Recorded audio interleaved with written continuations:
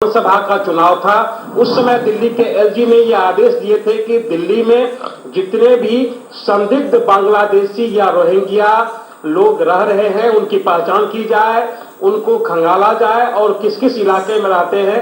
तो इसके लिए उन्होंने दिल्ली पुलिस को आदेश दिए थे और चुनाव के वक्त से ही दिल्ली पुलिस ने उस कार्रवाई में जुट गई और एक तरीके से बांग्लादेशी लोगों को एक तरीके से कह सकते हैं उनकी पहचान करने की शुरुआत कर दी थी।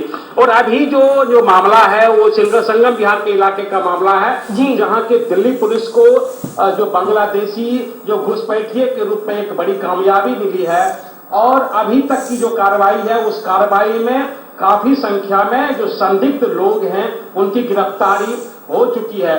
और इस मामले में दिल्ली में सरकार बनने के बाद मुख्यमंत्री रेखा गुप्ता ने भी केंद्रीय गृह मंत्री के साथ उनकी एक बैठक हुई थी और उस बैठक में इस बात की चर्चा हुई थी कि जितने भी बांग्लादेशी या अवैध रूप से जो रोहिंग्या लोग रह रहे हैं या संदिग्ध लोग रह रहे हैं उनकी तत्काल पहचान की जाए। उसके पहचान के लिए 2-3 तरीके सरकार की तरफ से अपनाए गए थे, जिसमें सबसे जो पहला तरीका था वो CDR report, call details report के जरिए उनकी पहचान शुरू हुई थी। और इसके अलावा उनकी जो जांच पड़ताल शुरू हुई, जैसा कि आपने बताया कि आधार कार्ड के जरिए भी उनकी जांच पड़ताल शुरू हुई।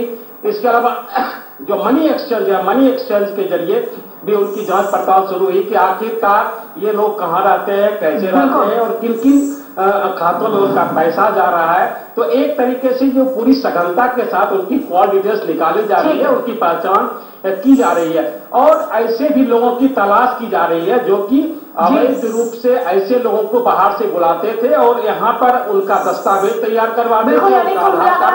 डबल इंजन की सरकार जिस तरीके से एक्शन नीरज नजर आ रही है, इस एक्शन के बाद में अब दिल्ली बहुत जल्दी अवैध घुसपैठियों से मुक्त होती हुई नजर आ सकती है। फिलहाल बहुत बहुत शुक्रिया धीरज, तमाम जानकारी हमारे साथ साझा करने के लिए।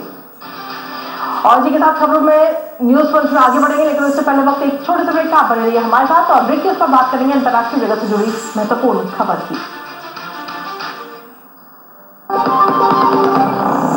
जब धरती चीर कर निकलता है लोहे का पत्थर और मिलता है मोंगिया के जोश से, फिर तपता है, पिघलता है और बनता है फौलाद। अब होता है सरिया सारी खूबियों के साथ। मोंगिया स्टील, मजबूत देश का मजबूत सरिया।